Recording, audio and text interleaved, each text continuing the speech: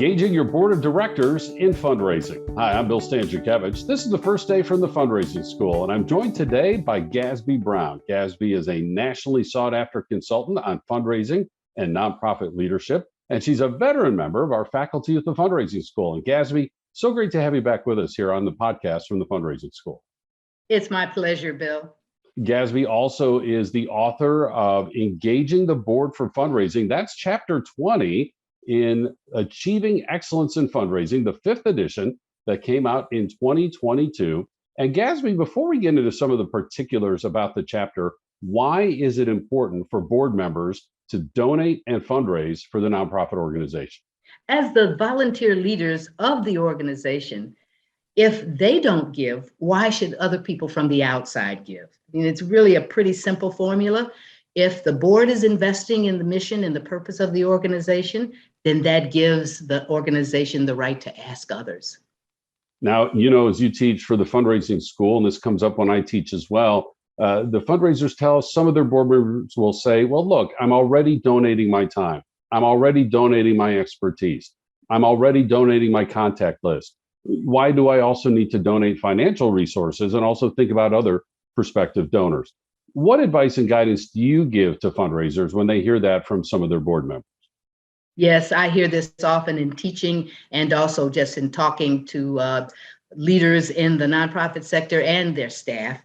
And they are very concerned about the fact that some of the board members are not giving personally. And once again, getting back to the investment. If you are investing in the organization as a board member, as the top leader of the organization on a volunteer basis, then you are showing the rest of the world that this is a worthy cause.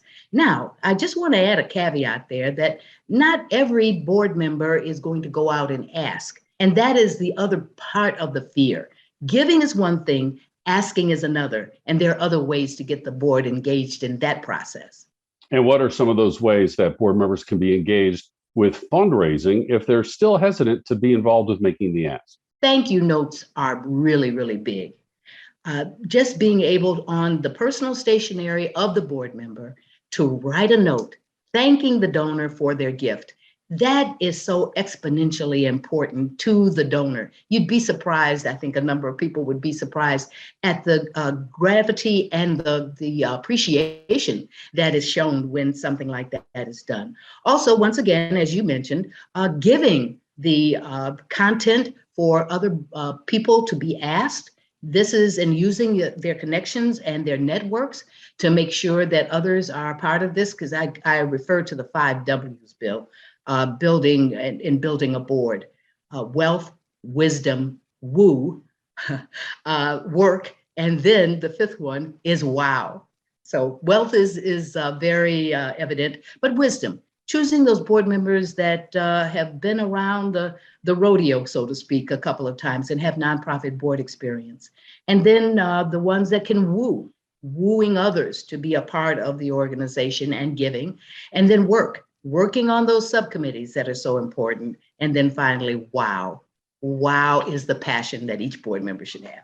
Love those 5 W's, Gasby. And when we've discussed previously, we've also talked about the importance of diversity on our boards of directors, including diversity amongst economic class. So help us understand the wealth W when we think about making sure we also have economic diversity on our board of directors. Well, some organizations are required to have some of their constituents, and they're doing constituency work with underserved communities. They are required to have a number of people like that on the board. And that is so important because they're giving the real life experience of what is needed. And how do you know what your purpose, how your purpose is being satisfied, your mission and your vision, if you're not getting input and hearing from those people on the ground? You gotta hear. So again, we want to make sure that all those voices are being represented, and Gasby, diversity in all of its forms, right? In terms of race, in terms of gender, it could be geography, it could be profession. How important is it to be mindful of diversity when recruiting to our boards of directors? There was a study done that said that if you make a decision with people who are just like you, you're likely to be right 55% of the time. But when you include others, you're likely to be correct 75 to 80% of the time. I like that percentage, and I think most people would. And getting other people who are not exactly like you to give their input and perspective on various issues facing the mission, the purpose of the organization. It's just so important for the organization to be sound and relevant. The best way to make a well-informed decision is to be well-informed. And the best way to be well-informed is to gather information from the widest variety of perspectives and sources as possible. And of course, diversity is just morally the right thing to do, but it also has that nice practical benefit of helping our board make well-informed decisions and having outreach to the broadest range of folks in our community. Gasby, one thing I love about your chapter, in addition to these good overarching themes and messages, you provide readers with practical tools and practical steps they can take, including the intentionality that's necessary around recruitment. There's an 8-step process that you describe in recruitment. We invite people to go to the chapter to read about those 8 steps. But can you speak broadly about that process? And again, that intentionality that's necessary to properly recruit the right people to our boards. One of my mentors in the chapter starts with this quote, many nonprofits don't get the boards they need, they get the boards they deserve. And that's a seatbelt tightener right there. And that is because of the need for intentionality in recruitment in the first place. And we look at how you identify and qualify various board members and really getting into strategy too.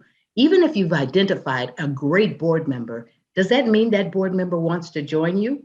Well, answering that question is very important. Strategizing around who is best suited to make the approach to the potential board member. And then after that, using that strategy for recruitment. And we also know the academic research shows that, we have the 5 W's, aspects that we're looking for in our board members, but that each board member has to have passion for the cause. And, Gasby, I know that almost sounds like, well, of course, that must be the case. But we can be so easily swayed by somebody's name, their reputation, their standing, their position at their company, their wealth, perhaps. How important is it, again, that we ensure, and how can we ensure that a prospective board member has passion for the cause of our nonprofit organization? Well, this is part of the recruitment and vetting process. There should be interviews and meetings with the prospective board member to make sure that there is alignment. That is just so important. If there's not alignment with the passion and in avoiding that pitfall, just because it is a big name, having that on the letterhead as your board member. But if that board member is not going to be involved, it can be a fatal flaw to the effectiveness of the overall board. You have one board member that's there with a big name, but never coming to the board meetings. How does that optic really look? And what effect does it have on the overall morale of the board? And so we were very intentional about who we recruit to the board, an 8-step retention process that Gasby lays out in the chapter. And we're not done. Oh, no, we're not done. There's also an 8-step process for retention. Gasby, why did you include that? Because, if I have the right people on the board, isn't my work done? And you described, no, we're not, that we need to be very intentional about retaining good board members as well. Can you help us understand that, please? There's a book that I love called Not on This Board, You Don't, by Arthur Franzreb. And Arthur Franzreb says that boards should be constantly honed and fine-tuned. And that is really, it's a straight it's a straight line to retention. And I got caught up in Arthur Franzreb for a moment, but it is a straight line to retention. Retention is so important because board members who are not engaged, we're going back to engagement now. If they are not engaged, why? And this is where you come to this committee on trustees or your nominating committee or governance committee whose responsibility is to not only recruit board members, but to make sure that they're engaged. What kind of training is needed for board members? And more importantly, and in the chapter, we talk about onboarding, the importance of it, and how you can have various steps to make this successful. Gasby, as I ask you to conclude with me some final words of advice for fundraisers and nonprofit leaders as they think about their boards of directors and fundraising, we know that boards have the ultimate legal authority over the nonprofit organization. A nonprofit has board members before they have staff members. You can have a nonprofit with a board and no staff, in fact. And yet we also think that when we do have staff, and we know that when we do have staff, the staff are with us full time. The staff are doing this every single day. The board members are just volunteers. So if a board is underperforming, perhaps the first place we need to look is with the staff to make sure that we are recruiting properly, providing the right orientation. You mentioned board training, all of those different steps. So as fundraisers, as nonprofit leaders, just what overall advice do you have for us when we think about engaging our boards with fundraising? I think level setting on expectations is really, really important. In so many instances, board members are asked to join a board with the assumption that they know how to be a board member. And at the same time, that prospective board member is saying, I know you're going to tell me what I need to do. When neither of those things happen, then you get buyer's remorse, and we don't want that. So once again, the intentionality and choosing board members, the intentionality of onboarding properly the board members, ongoing training. Why is it that we would expect a board member to automatically understand diversity and inclusion and equity? That kind of training needs to take place because it needs to start there at the board level. If the board is not diverse, then how can you expect the rest of the organization to be so? So it's those kinds of intentional things that the chapter points out very, very clearly. There are templates within the chapter that nonprofits can use to make sure that they're on point. These are leading practices, templates that can be utilized. So I would just suggest, more than anything, 1, read the chapter, 2, read the whole book, because it is chock full of tremendous information that can help any nonprofit be successful.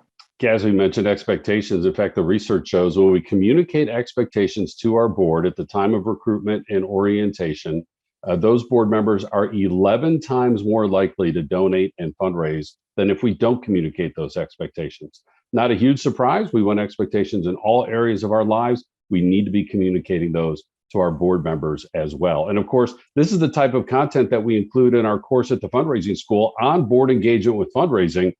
And here's what we do. First of all, we require a board member to attend.